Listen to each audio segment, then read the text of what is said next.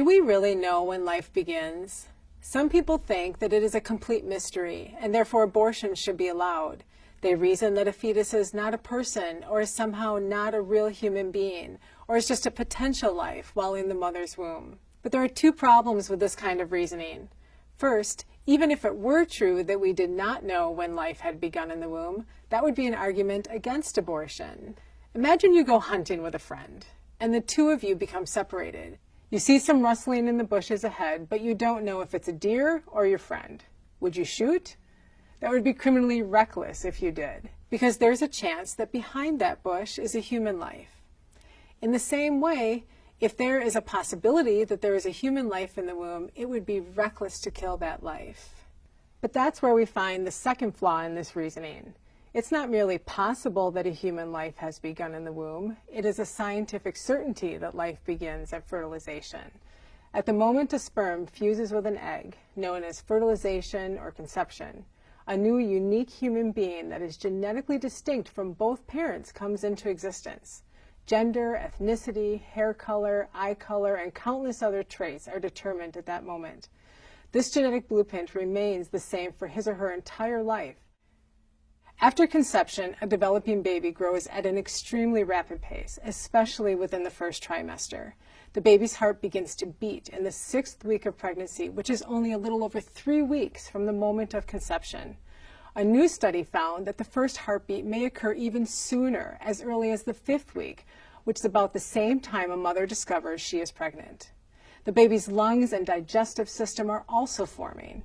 At 8 weeks, human brain activity can be recorded. In fact, the human brain will continue to develop and mature even after birth and well into the person's 20s. At 12 weeks, the tiny child can swallow, scrunch hands into little fists, touch his or her face, and scratch his or her head. The baby's fingers and toes are also complete with nails. Fingerprints are developing by 14 weeks. At 18 weeks, the baby's ears can even hear music and recognize their mother's voice. Between 18 and 30 weeks, doctors can treat preborn babies while still inside the womb with life-saving therapies and repair significant defects for certain diseases.